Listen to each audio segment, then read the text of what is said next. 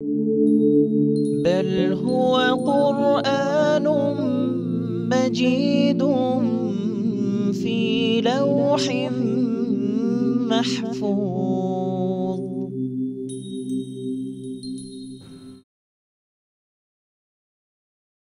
بسم الله الرحمن الرحيم.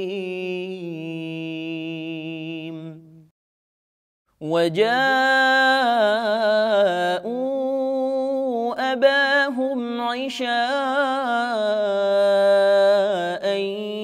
يبكون قالوا يا أبانا إنا ذهبنا نستبق وتركنا يوسف عند متاعنا فأكله الذئب وما أنت بمؤمن لنا ولو كنا صادقين. وجاءوا على قميصه بدم كذب قال بل سولت لكم أنفسكم أمرا فصبر جميل والله المستعان على ما تصفون. وجاءت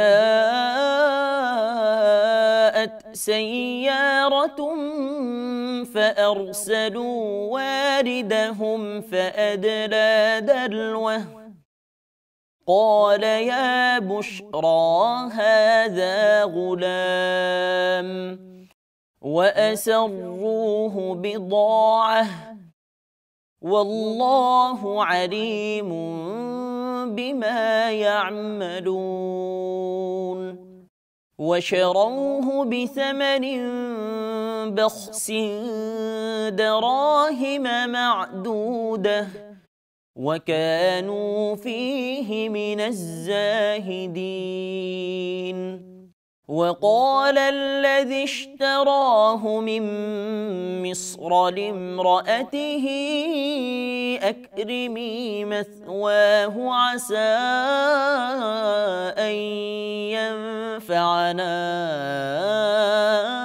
أو نتخذه ولدا وكذلك مكنا ليوسف في الأرض ولنعلمه من تأويل الأحاديث والله غالب على أمره ولكن أكثر الناس لا يعلمون. ولما بلغ أشده آتيناه حكما وعلما وكذلك نجزي المحسنين. وراودته التي هو في بيتها عن نفسه وغلقت الأبواب وقالت هيت لك قال معاذ الله إنه ربي أحسن مثواي إنه لا يفلح الظالمون. ولقد همت به وهم بها لولا أن رأى برهان ربه كذلك لنصرف عنه السوء والفحشاء إنه من عبادنا المخلصين. واستبق الباب وقدت قميصه من دبر وألف يا سيدها لدى الباب قالت ما جزاء من أراد بأهلك سوءا إلا أن يسجن أو عذاب أليم قال هي راودتني عن نفسي وشهد شاهد من أهلها إن كان قميصه قد من قبل فصدقت وهو من الكاذبين وإن كان قميصه قد من دبر فكذبت وهو من الصادقين فلما رأى قميصه قد من دبر قال إنه من كيدكن إن كيدكن عظيم يوسف أعرض عن هذا واستغفري لذنبك إنك كنت من الخاطئين وقال نسوة في المدينة امرأة العزيز تراود فتاها عن نفسه قد شغفها حبا إنا لنراها في ضلال مبين صدق الله العظيم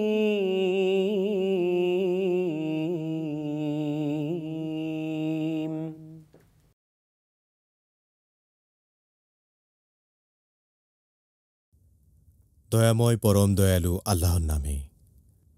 উহারা রাত্রির প্রথম প্রহরে কাঁদিতে কাঁদিতে উহাদের পিতার নিকট আসিল। উহারা বলিল, হে আমাদের পিতা, আমরা দৌড়ের প্রতিযোগিতা করিতেছিলাম এবং ইউসুফকে আমাদের মালপত্রের নিকট রাখিয়া গিয়াছিলাম। অতঃপর নেকড়ে বাঘ তাহাকে খাইয়া ফেলিয়াছে। কিন্তু তুমি তো আমাদেরকে বিশ্বাস করিবে না, যদিও আমরা সত্যবাদী। উহারা তাহার জামায় মিথ্যা রক্ত লেপন করিয়া আনিয়াছিল। সে বলিল, না, তোমাদের মন তোমাদের জন্য একটি কাহিনী সাজাইয়া দিয়াছে। সুতরাং পূর্ণ ধৈর্যই শ্রেয়। তোমরা যাহা বলিতেছ সে বিষয়ে একমাত্র আল্লাহই আমার সাহায্যস্থল। একদল যাত্রী আসিল। উহারা উহাদের পানি সংগ্রাহককে প্রেরণ করিল। সে তাহার পানির ঢোল নামাইয়া দিল, বলিয়া উঠিল, কি সুখবর, এ যে এক কিশোর। অতঃপর উহারা তাহাকে পণ্যরূপে লুকাইয়া রাখিল। উহারা যাহা করিতেছিল সে বিষয়ে আল্লাহ সবিশেষ অবহিত ছিলেন। এবং উহারা তাহাকে বিক্রয় করিল স্বল্প মূল্যে, মাত্র কয়েক দিরহামের বিনিময়ে। উহারা ছিল তাহার ব্যাপারে নির্লোভ। মিশরের যে ব্যক্তি তাহাকে ক্রয় করিয়াছিল সে তাহার স্ত্রীকে বলিল, ইহার থাকিবার সম্মানজনক ব্যবস্থা করো। সম্ভবত সে আমাদের উপকারে আসিবে, অথবা আমরা ইহাকে পুত্ররূপেও গ্রহণ করিতে পারি। এবং এইভাবে আমি ইউসুফকে সেই দেশে প্রতিষ্ঠিত করিলাম, তাহাকে স্বপ্নের ব্যাখ্যা শিক্ষা দেবার জন্য। আল্লাহ তাহার কার্য সম্পাদনে অপ্রতিহত, কিন্তু অধিকাংশ মানুষ ইহা অবগত নয়। সে যখন পূর্ণ যৌবনে উপনীত হইল, তখন আমি তাহাকে হিকমত ও জ্ঞান দান করিলাম, এবং এইভাবেই আমি সৎকর্মপরায়ণদেরকে পুরস্কৃত করি। সে যে স্ত্রীলোকের গৃহে ছিল সে তাহা হইতে অসৎকর্ম কামনা করিল এবং দরজাগুলি বন্ধ করিয়া দিল ও বলিল, আসো। সে বলিল, আমি আল্লাহর শরণ লইতেছি। তিনি আমার প্রভু, তিনি আমার থাকিবার সুন্দর ব্যবস্থা করিয়াছেন। নিশ্চয়ই সীমালঙ্ঘনকারীরা সফল কাম হয় না। সেই রমণী তো তাহার প্রতি আসক্ত হইয়াছিল, এবং সেও উহার প্রতি আসক্ত হইয়া পড়িত, যদি না সে তাহার প্রতিপালকের নিদর্শন প্রত্যক্ষ করিত। আমি তাহাকে মন্দ কর্ম ও অশ্লীলতা হইতে বিরত রাখিবার জন্য এইভাবে নির্দেশ দেখাইয়াছিলাম। সে তো ছিল আমার বিশুদ্ধচিত্ত বান্দাদের অন্তর্ভুক্ত। উহারা উভয়ে দৌড়াইয়া দরজার দিকে গেল এবং স্ত্রীলোকটি পিছন হইতে তাহার জামা ছড়িয়া ফেলিল। তাহারা স্ত্রীলোকটির স্বামীকে দরজার নিকট পাইল। স্ত্রীলোকটি বলিল, যে তোমার পরিবারের সঙ্গে কুকর্ম কামনা করে তাহার জন্য কারাগারে প্রেরণ অথবা অন্য কোনো মর্মন্তুদ শাস্তি ব্যতীত আর কি দণ্ড হইতে পারে? ইউসুফ বলিল, সেই আমা হইতে অসৎকর্ম কামনা করিয়াছিল। স্ত্রীলোকটির পরিবারের একজন সাক্ষী সাক্ষ্য দিল, যদি উহার জামার সম্মুখ দিক ছিন্ন করা হইয়া থাকে তবে স্ত্রীলোকটি সত্য কথা বলিয়াছে এবং পুরুষটি মিথ্যাবাদী। কিন্তু উহার জামা যদি পিছন দিক হইতে ছিন্ন করা হইয়া থাকে তবে স্ত্রীলোকটি মিথ্যা বলিয়াছে এবং পুরুষটি সত্যবাদী। গৃহস্বামী যখন দেখিল যে তাহার জামা পিছন দিক হইতে ছিন্ন করা হইয়াছে, তখন সে বলিল, নিশ্চয়ই ইহা তোমাদের নারীদের ছলনা, তোমাদের ছলনা তো ভীষণ। হে ইউসুফ, তুমি ইহা উপেক্ষা করো এবং হে নারী, তুমি তোমার অপরাধের জন্য ক্ষমা প্রার্থনা করো, তুমিই তো অপরাধী। নগরে কতিপয় নারী বলিল, আজিজের স্ত্রী তাহার যুবক দাস হইতে অসৎকর্ম কামনা করিতেছে, প্রেম তাহাকে উন্মত্ত করিয়াছে। আমরা তো তাহাকে দেখিতেছি স্পষ্ট বিভ্রান্তিতে।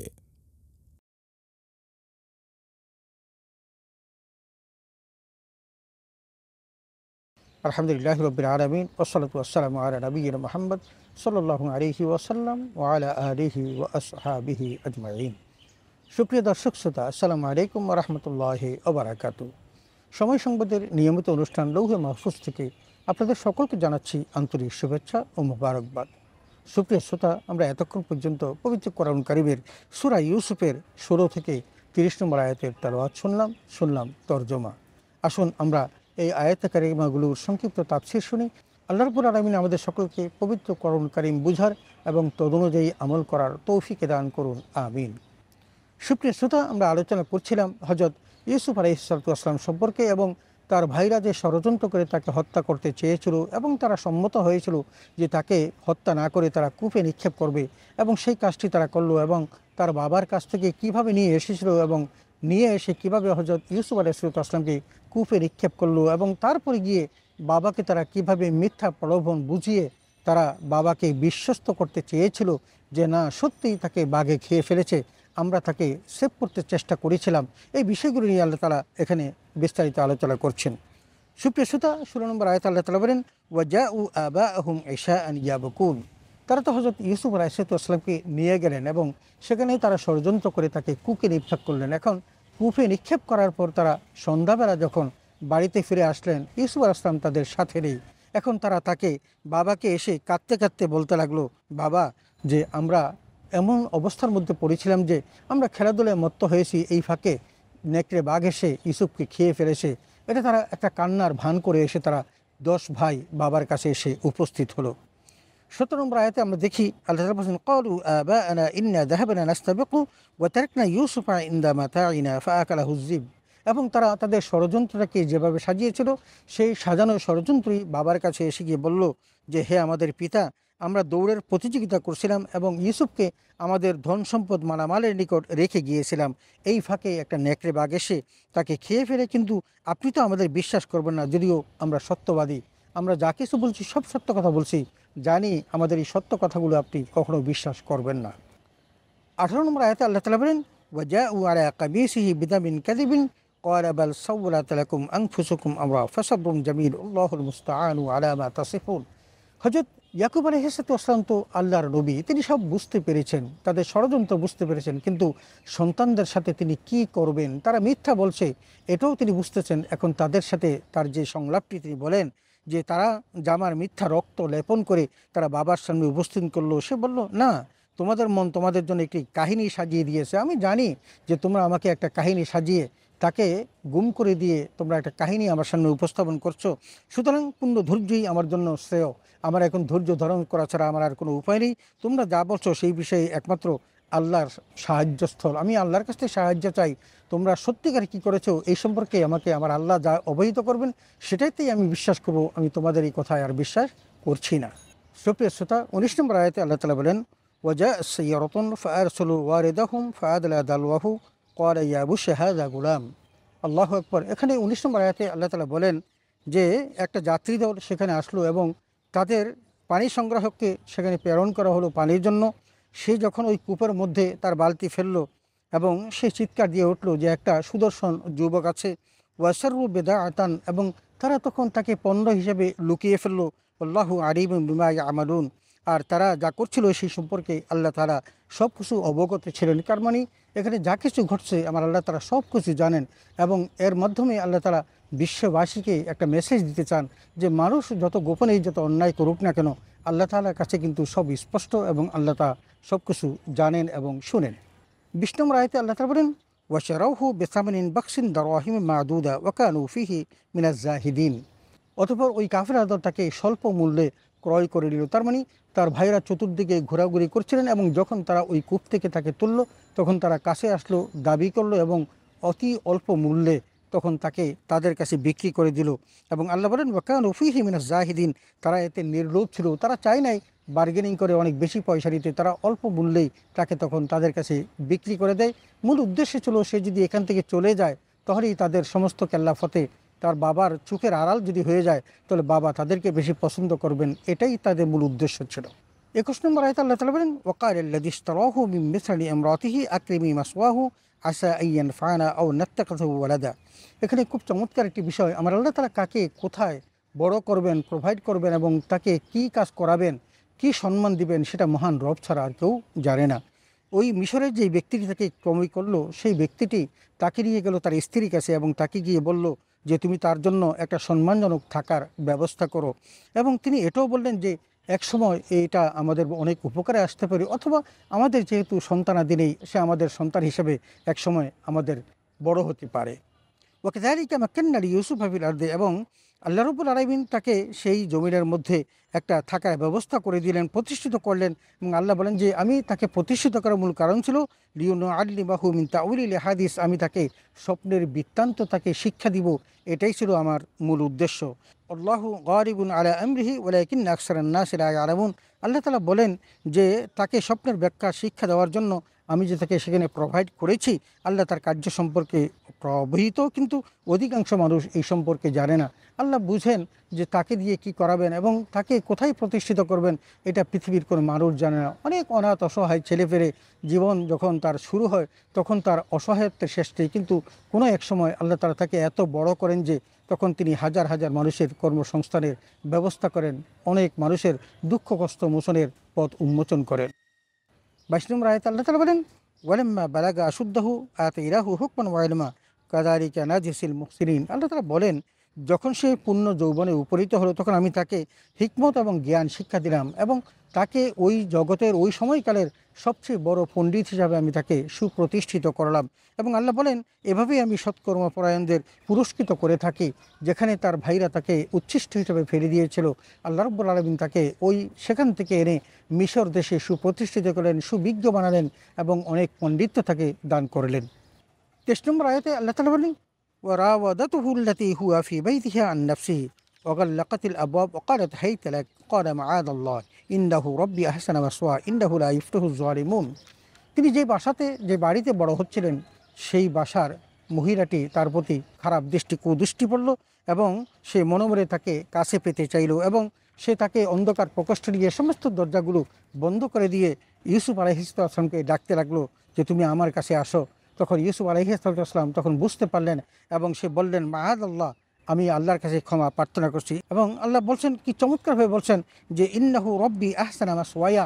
সে বলতে লাগলো যে তুমি আমার দ্বারা যে অপকর্ম খারাপ কাজটি করাতে চাচ্ছ, তোমার স্বামী কিন্তু আমার অভিভাবক, সে আমার প্রভু, সে আমাকে সুন্দর একটি থাকার ব্যবস্থা করে দিয়েছে, আমি এই খেয়ানত আমি তার সাথে করতে পারবো না।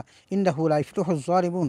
এবং তিনি এটাও বললেন যে সীমা লঙ্ঘনকারীরা কখনো সফল কাম হয় না, তুমি আমার দ্বারা যে অপকর্ম করাতে চাচ্ছ আমি কোশ্চিনকালও সেটা করব না। 24 নম্বর আয়াতে আল্লাহ তাআলা বলেন ওয়ালাকাদ হাম্মাত বিহি ওয়া হাম্মা বিহা লাউলা আন রাদ্দা বুরহানা রাব্বিহি কাযালিকা লিনাসরিফা আনহু সুআ ওয়াল ফাহশা ইন্নাহু মিন ইবাদিনাল মুখলাসিন। আল্লাহ রাব্বুল আলামিন তার প্রিয় বান্দাদেরকে কীভাবে রক্ষা করেন সেই বিষয়গুলো এখানে সুস্পষ্টভাবে বলছেন যে সেই রমণী তো তার প্রতি আসক্ত হয়েছিল এবং সেও তার প্রতি আসক্ত হয়ে পড়তো যদি না সে তার রবের নিদর্শন প্রত্যক্ষ করতো। কারণ তিনি আল্লাহ রাব্বুল আলামিনের অসংখ্য নিদর্শন দেখেছেন। আল্লাহ রাব্বুল আলামিন তাকে কিভাবে ওই কূপ থেকে উঠিয়ে এনে এখানে একটি বড় ঘরে একজন শাসকের ঘরে তাকে বড় করাচ্ছেন, এই সমস্ত কিছু দেখার পরও কিন্তু ইউসুফ আলাইহিসসালাম বিভ্রান্ত হওয়ার কথা নয়। এই জন্য বলছেন তিনি তার রবের নিদর্শন প্রত্যক্ষ করেছেন, তাকে মন্দ কাজ অশ্লীল হতে বিরত রাখার জন্য এভাবে নিদর্শন দেখিয়েছিলাম যে সে ছিল আমার বিশুদ্ধ বান্দাদের অন্তর্ভুক্ত। সুতরাং সে আমার প্রিয় বান্দাদের অন্তর্ভুক্ত হওয়ার কারণে আমি তাকে এই খারাপ কর্ম থেকে তাকে বিরত রেখেছি, কারণ সে কিন্তু তার পরিণাম সম্পর্কে আগেই বুঝতে পেরেছে। আমি কিন্তু তাকে অনেক গোপন বিষয় অবহিত করেছিলাম। 25 নম্বর আয়াতে আল্লাহ তাআলা বলেন ওয়াস্তাবাকাল বাব ওয়াকাদ্দাত কামিসাহু মিন দুবুরিন ওয়ালফায়া সাইয়্যিদাহা লাদাল বাব ক্বালাত মা জাযাআ মান আরাদা বিআহলিকা সুআন ইল্লা আইয়ুসজানা আও আযাবুন আলীম। আল্লাহু আকবার। তিনি তখন দৌড়াতে শুরু করলেন এবং পিছনে পিছনে তার স্ত্রীও দৌড়াতে শুরু করলেন এবং তিনি যখনই একটা দরজার কাছে আসেন তখন দরজাটি খুলে যায়, যদিও দরজাটি বন্ধ ছিল। ওয়াকাদ্দাত কামিসাহু মিন দুবুরিন, এবং একসময় এসে দৌড়িয়ে এসে ওই তার স্ত্রীটি আজিজে মেসের স্ত্রী তার জামা পিছন থেকে ধরল। ওয়াল ফাইয়া সাইয়্যিদাহা লাদাল বাব, এবং যখন দরজা খুলে গেল তখন সামনে দেখলেন যে আজিজে মেসের দাঁড়ানো। ক্বালাত মা জাযাউ মান আরাদা বিআহলিকা বিসুআন ইল্লা আন ইউসজানা ওয়া আযাবুন আলীম। তার স্ত্রী তখন জুলেখা মিথ্যা প্রবঞ্চনা, মিথ্যা কথা বলে তখন তার স্বামীকে বলল, দেখো তুমি যাকে এখানে আশ্রয় দিয়েছো সে আমার সাথে কি খেয়ানত করেছিল, তার জন্য পরিণতি হবে তাকে হয় জেলে বন্দি করো আর না হয় তাকে কঠিন কোনো শাস্তি দাও। এই প্রস্তাব আজিজে মেসের স্ত্রী জুলেখা তাকে দিয়ে দিল। 26 নম্বর আয়াত আল্লাহ তাআলা বলেন ক্বালা হিয়া রাওয়াদাতনি আন নাফসি ওয়া শাহিদা শাহিদুম মিন আহলিহা ইন কানা কামিসুহু কুদ্দা মিন কুবুরিন ফাসাদাকাত ওয়া হুয়া মিনাল কাযিবিন। আল্লাহু আকবার। আল্লাহ রাব্বুল আলামিন তার প্রিয় বান্দাদেরকে রক্ষা করার জন্য অনেক রকমের ব্যবস্থা রেখেন। যেই ব্যবস্থাটি তিনি এখানেও রেখেছিলেন, সেই ইউসুফ বলল সেই আমার হতে অসৎ কাজ কামনা করেছিল, বলল যে আপনার স্ত্রী আমার সাথে অসৎ কামনা করেছিল কিন্তু আমি সেটা প্রশ্রয় দিইনি। স্ত্রী লোকটির পরিবারের একজন সাক্ষ্য দিল এবং সেই সাক্ষ্য অনেকেই বলেন যে একটা ছোট্ট বাচ্চা ছিল ওই জুলেখার পরিবারেরই ছোট্ট একটি বাচ্চা, সেই বাচ্চাটি সাক্ষী দিয়েছিল এবং সে বলেছিল যদি জামার সম্মুখ দিক ছিন্ন করা হয়ে থাকে তাহলে স্ত্রী লোকটি সত্য বলেছে এবং পুরুষটি মিথ্যা বলেছে। তার মানে সে একটা কৌশল বলে দিল, যদি জামার সামনের ভাগ যদি ছেঁড়া হয় তাহলে বোঝা যাবে মহিলাটি সত্যবাদী আর পুরুষটি মিথ্যাবাদী। আর 27 নম্বর আয়াতে বলেন ওয়াইন কানা কামিসুহু কুদ্দা মিন দুবুরিন ফাকাযযাবাত ওয়া হুয়া মিনাস সাদিকিন। বললেন যদি জামার পিছন ভাগ যদি ছিঁড়া হয়ে থাকে তাহলে বুঝতে হবে মহিলাটি মিথ্যা বলেছে এবং পুরুষ লোকটি সত্যবাদী, তিনি সত্য কথা বলেছেন। এই কথাটি ছোট্ট বাচ্চাটি যখন বলল তখন দেখা শুরু করলো যে জামাটি সত্যিকার অর্থেই সামনে ছিঁড়া নাকি পিছনে ছিঁড়া। 28 নম্বর আয়াত আল্লাহ তাআলা বলেন ফালাম্মা রাআ কামিসাহু কুদ্দা মিন দুবুরিন ক্বালা ইন্নাহু মিন কাইদিকুন্না ইন্না কাইদাকুন্না আযীম।